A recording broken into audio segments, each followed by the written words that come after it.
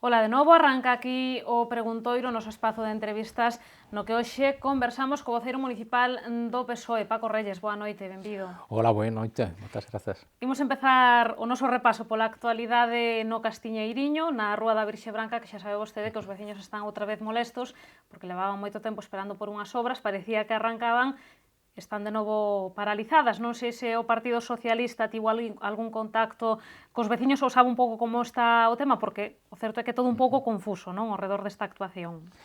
Bueno, só que coñecemos neste caso é o que publicou un medio de comunicación que estivo a decir que estaban iniciándose as obras, pero o certo é que parece ser que as obras non teñen un contrato firmado. Por lo tanto, estáse a traballar novamente un novo caso de si que se confirma dun traballo sen contrato. E nós o primeiro que fixemos é o que facemos sempre. A nosa obriga é fiscalizar a acción do goberno, pero nós, diante dúas informacións neste senso, o que pedimos foi unha información por escrito de como estaba a situación do expediente das obras da Virxe Branca. Como comeza a ser xa costume neste goberno, aínda non temos ninguna resposta, e o certo é que as obras que dixo o señor alcalde que eran as obras para uns servizos, porque tiñan que prestar uns servizos, o certo é que sai no medio de comunicación o sábado que están a traballar sen contrato e o luns paranse as obras. Por lo tanto, o que un se pregunta é, verdadeiramente había un servicio que tiña que prestarse ou non? Porque se había un servicio que tiña que prestarse, porque non continúan as obras? E se non había un servicio que tiña que prestarse, porque se estarían a facer unhas obras, neste caso, sen un presunto contrato?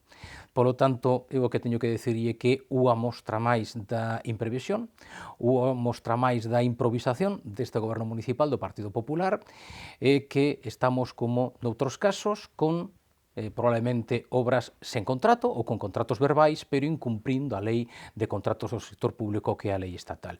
Dito noutras palabras, dito en román paladino, outra chapuza máis do goberno do PP. Hoxe preguntábamoslle ao alcalde por este asunto a raíz dunha comparecencia na sala de prensa de Rubén Cela, que presentaba tamén unha batería de preguntas para que o Concello dé as explicacións pertinentes ao respecto, e Ángel Currás insistía niso de que as obras que arrancaron na Rúa da Virxe Branca non eran as obras de reurbanización, senón iso da, da conexión de certos servizos, e botaba en cara a oposición que se preocupen agora disto cando durante 5 anos non, os veciños estiveron agardando, non, a que se solucionara o estado calamitoso no que quedou esta rúa. Dicía que tiñan que vostedes terse preocupado cando gobernaban polos veciños da Rúa da Virxe Branca. Bueno, esa información que temos, e además a dixo públicamente, se non lembro mal, o presidente da Asociación de Veciños da Virxe Branca, é que os servizos dos que eles están a falar estaban xa tiñan os colectores e tiñan os servizos. Por lo tanto, nós non coñecemos a que servizos estáse a referir o señor alcalde, e insisto, se era necesario os servizos, porque despois de que saia nun medio de comunicación a noticia de que están a facer unhas obras sen contrato, porque as paralizan se o servizo era necesario. Estas son unha das múltiples cambios de criterio que ten o noso alcalde, que ás 9 da mañá di unha cousa e ás 12 da mañá di outra. Por certo, o alcalde tamén lle preguntamos hoxe polos orzamentos municipais de 2013, dicía que en febreiro.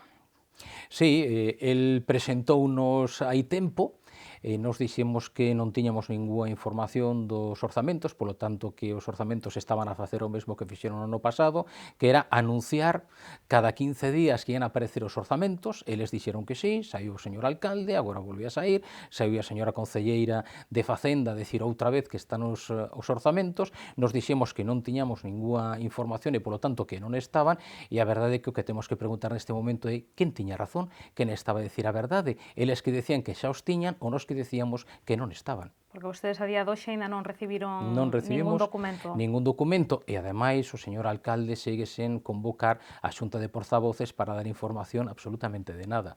Por lo tanto, estamos exactamente igual que estivemos antes. Esa é a realidade.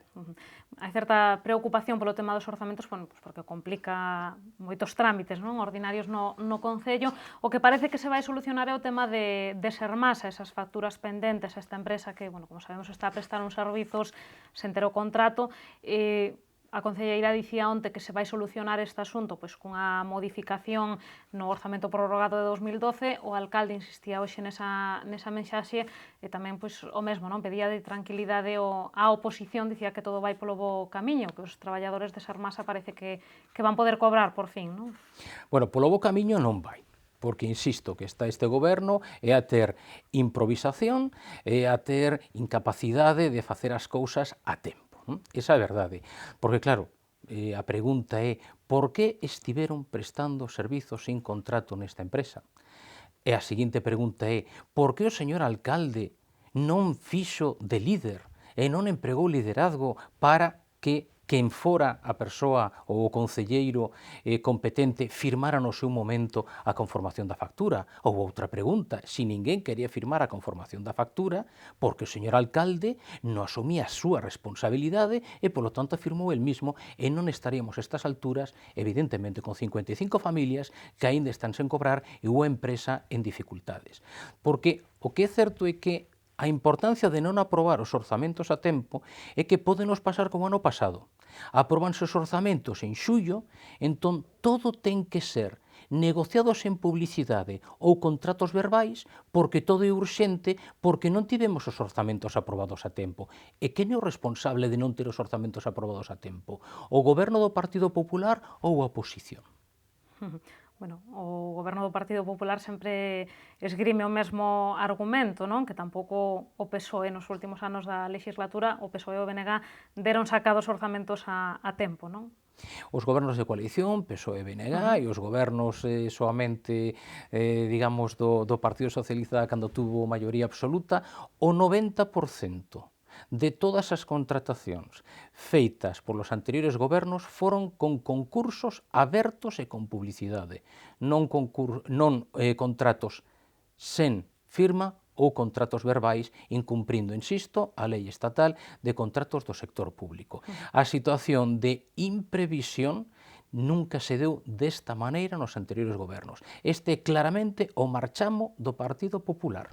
Improvisación. Referíame ao momento no que se aproban os orzamentos municipais, non? Que tamén na pasada legislatura pois houve varios anos nos que se aprobaron con un importante atraso. Nalgún caso, pero a pesares diso, sempre se fixeron as cousas como se tiñan que facer, é dicir, concursos abertos, con publicidade, con transparencia, non como estamos agora, que non o digo eu, é que cada vez temos máis contratos deste tipo en riba da mesa, máis servizos que prestan as empresas, cos informes do señor interventor dicindo que son actuacións irregulares porque incumpren, insisto, a lei de contratos.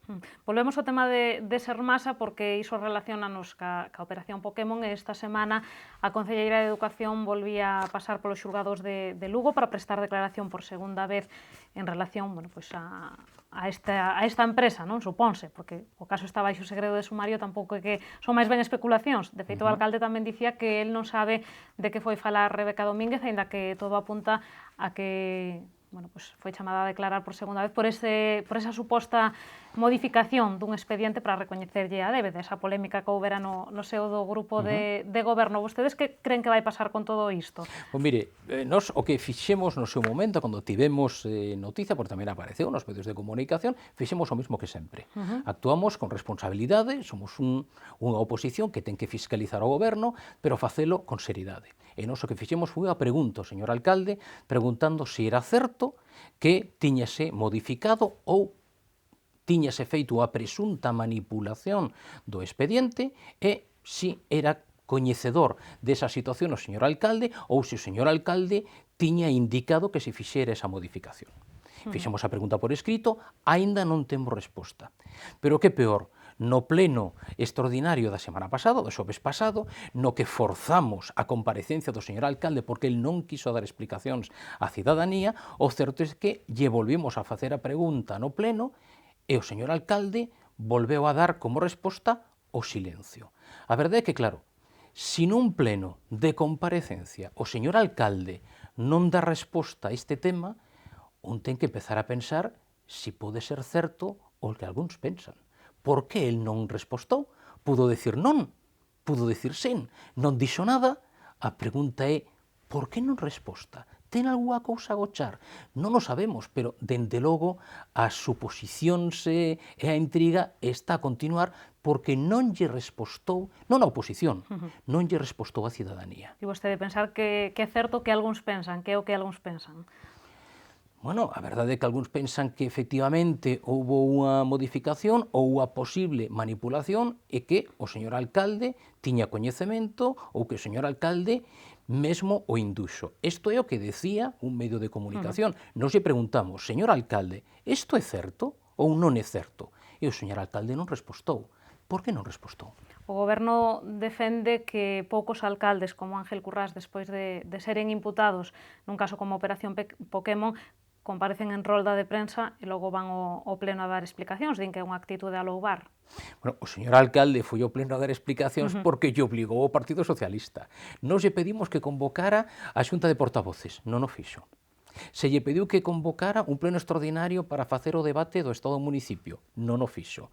E ao remate lle tivemos que exixir e que impoñer un pleno extraordinario para forzar a súa comparecencia. Comparecencia que viño e non contestou ninguna das preguntas que lle fixemos. Quedamos exactamente igual que estábamos, non igual que estábamos antes. A verdade é que nos entramos preocupados no pleno pola situación de Compostela, pero a que a actitude do señor alcalde e ca non resposta do señor alcalde e, polo tanto, por non ser nada convincente porque non respostou ninguna das preguntas que neste momento lle importan á cidadanía, saímos do pleno moito máis preocupados. Esa é a verdade, porque o non respostar o que fai é que esténdese a sombra da dúbida. Preocupados, eu supoño que enfadados con algunhas declaracións nese pleno do alcalde, porque Ángel Currás, bueno, pois insinuaba que algún concelleiro socialista puido ter cometido irregularidades durante a época do goberno bipartito. Vostedes xa dixeron que se hai probas que acudo ao xulgado o rexedor, e cando lle preguntamos ao alcalde o que dicía que todo o seu debido momento, que xa se saberá se hai probas ou non. Bueno, el ten que sabelo porque fixo a acusación pública, no pleno, e queda ademais na acta do pleno. Mire, nós quedamos moi preocupados por tres motivos. O primeiro, porque non deu resposta a ninguna das preguntas que se lle fixeron para aclarar a situación que é preocupante para Santiago.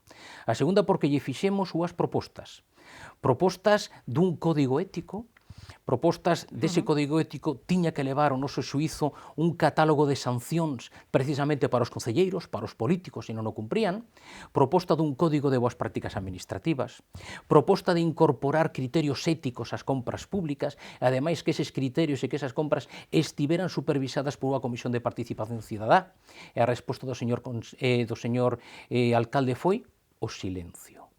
En terceiro lugar, nos lle dixemos que tiña que convocar dunha vez por todas a Xunta de Portavoces, que tiña que convocar o Consello Económico e Social da cidade, que tiña que convocar a Mesa de Comercio, do que, por certo, expulsou o Partido Socialista sen dar ninguna explicación. O primeiro partido máis importante neste momento na oposición polo número de concelleiros está expulsado sin ter coñecemento de porqué da Mesa de Comercio desta cidade. E pedimos que convocara a Comisión Especial do Aeroporto, que temos perdido 250.000 pasaxeiros neste último ano e voltamos a cifras do 2010 e a resposta do señor alcalde foi o silencio. E polo que me dixo vostede das insinuacións e das insidias, evidentemente, mire, eu teño que voltar a decirlle, basta xa de insinuacións e de insidias. Se o señor alcalde ten probas de algunha irregularidade e de algún delito, o que ten que facer é ir ao xulgado, que, por certo, xa coñece ben o camiño, pois ten que ir ao xulgado, ten que presentar a denuncia, porque se ten probas e non o fai, pódeselle considerar encubridor. Ese, como saben vostedes, é unha das tres figuras do partícipe do delito, autor, cómplice e encubridor. Por lo tanto, ou presenta a denuncia porque ten probas, ou, senón, que cale para sempre. Bueno, el dicía iso, que o seu momento, que todo o seu momento, que se saberá se hai probas ou non. Non sei se detrás destas palabras podemos entender algo máis, porque xa sabe vostede que nestes momentos falase moito do que pode pasar, bueno, pois iso, a raíz da Operación Pokémon e de outras operacións semellantes. Polo tanto, se el aínda non ten probas ou non as ten claras, non pode acusar a ninguén, porque se o está a facer está acusando en falso. E se xa as ten e non vai a denunciar, está a esperar, todo o tempo que espere está a encubrir. Polo tanto, a dúas. Bueno, isto era todo o que acontecía nese pleno extraordinario e de seguido celebrábase o xoves pasado o pleno ordinario no que se despedía Paula Prado do Pazo de Raxoi. Eu non sei se se percibe algún cambio no ambiente do Concello, no ambiente do grupo de goberno, Mire, refírome. o problema da fractura do Partido Popular, do goberno do Partido Popular, que non o digo eu, o di o señor presidente do Partido Popular de Galicia, que é o presidente da Xunta, o di o señor secretario xeral do Partido Popular de Galicia, que é o vicepresidente da Xunta, o dixo tamén o voceiro do Partido Popular de Galicia no Parlamento Galego, son eles os que teñen dito que efectivamente hai liortas internas, hai divisións, hai desunións, o din eles, pois a verdade é que o orixen de todo isto é a falta de liderazgo do señor alcalde. O señor alcalde é un home nestes momentos en autoridade, o señor alcalde é un home nestes momentos en peso político, o señor alcalde, como amosou perfectamente no desenvolvemento do pleno extraordinario da súa comparecencia, é un home acorralado, é o alcalde atrincherado e bunkerizado que somente ten un obxectivo. O obxectivo é tentar de chegar ao 2015 sendo alcalde o prezo que sexa. O problema para todos nós, para todos os veciños e veciñas de Santiago, é que o prezo é Compostela. Pero ven vostedes algún movimento no grupo de goberno que faga pensar, bueno, pois iso, que as tensións que poida haber nun momento dado que están un pouco paliadas ou non? Ou haberá que esperar ao mellor a reorganización do goberno para ver pistas de por onde poden ir as A cousas? marcha de Paula Prado que supone un peche en falso desta crise, desta fractura. Porque se o orixe da crise da fractura é a falta de liderazgo do señor alcalde, non penso que pola marcha de Paula Prado el vai a convertirse agora nun líder que non foi quen de ser durante todos estes meses. No? Polo tanto, ese é o gran problema. É dicir, hai que decir que o señor Currás nestos momentos é un problema para Compostela, pero tamén é certo que o señor Currás é a responsabilidade do Partido Popular.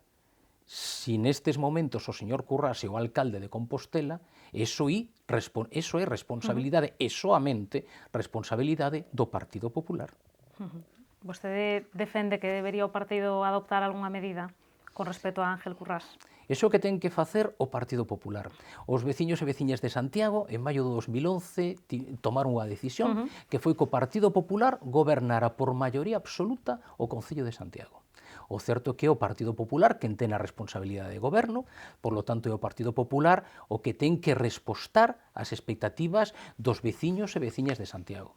Sin o pregunta, eu penso que especialmente ca postura, ca posición do señor alcalde no último pleno, no que facía a comparecencia, o seu silencio, as súas non respostas, eu penso que é bastante claro que o señor Currás non é o alcalde que necesita Compostela, o señor Currás non é o alcalde que merece Compostela, pero iso, insisto, é a responsabilidade do Partido Popular. Pois ata aquí nos deu hoxe o tempo, verémonos en 15 días para seguir analizando outras cuestións de interese para Compostela. Veremos a ver se avanzamos un pouco máis nalgún tema como dos orzamentos, a ver se reciben vostedes xa a documentación para poder analizalo, non? Imos ver, porque levamos o mesmo camiño que o ano pasado. Esa é a verdade, e iso é malo para Compostela. Moitísimas grazas e ata dentro de 15 días. Logo. Moitas grazas a vostedes. Pois ata aquí, como digo, chegou o noso tempo para esta entrevista. Poden seguir vostedes pendentes da actualidade a través de Radio Obradoiro, da páxina web del Correo Gallego de Galicia, hoxe tamén do xornal El Correo Gallego. Volvemos mañá con máis novas a partir das 8:15 da tarde. Grazas por estaren aí.